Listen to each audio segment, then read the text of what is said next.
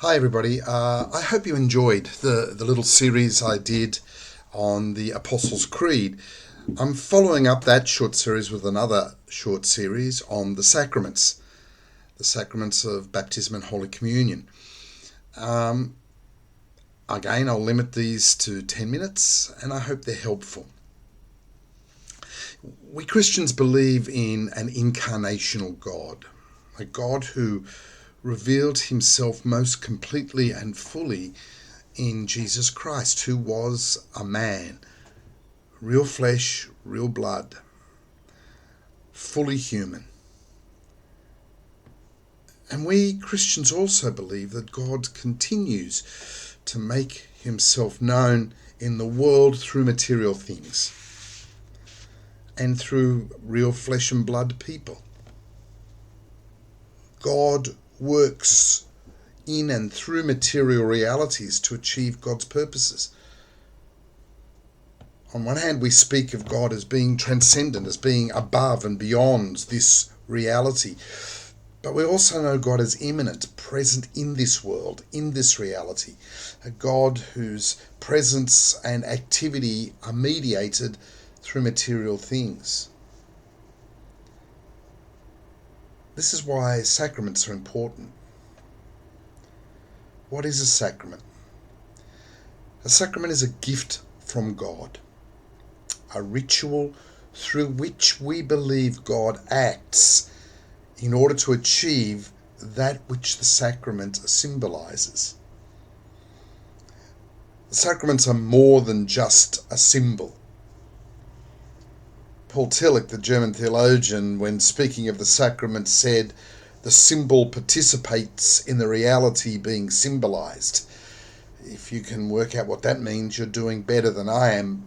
But I think what he's getting at was to say that through the sacrament, God is actively at work to make what the sacrament symbolizes happen, to make it a reality. Sometimes Christians speak of the sacraments as being means of grace, a ritual through which God acts graciously in our lives. The Roman Catholic Church historically identified 7 sacraments. At the Reformation, the Reformers agreed that the Bible recognizes only 2, baptism and the Eucharist or Holy Communion. Having reached that agreement, the Reformers promptly began to disagree on just about everything else concerning the sacraments. Who should preside at them? For whom should they be offered? What do they mean? What don't they mean? Where is Christ present? How is Christ present? How often should they be celebrated? How old should a person being baptized be? How much water should be used? Again and again and again. There were disagreements about not only the meaning of the sacraments, but also about the mechanics, how they should be celebrated, how they should be performed. Sacraments, it also seems strange to outsiders, I think especially in our modern world. I often notice that when we have a baptism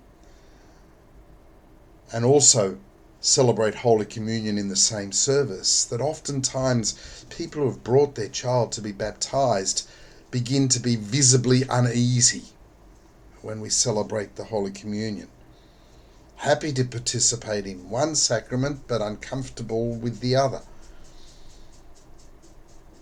It seems to me that to really appreciate and understand the sacraments, we need to see them through the prism of faith, to exercise a holy imagination. On one hand, it's just water, it's just bread and wine. But through the eyes of faith, using our holy imagination, we recognize that so much more is going on. Next week we will explore baptism, and the week after we'll explore the Eucharist. But then in the following week, we'll consider other experiences, other things that have about them a sacramental quality. Things that mediate God's activity and presence in our lives and in the world for us. So hopefully they'll be helpful. This is just a brief introduction. As I said, I aim to keep these sessions to 10 minutes.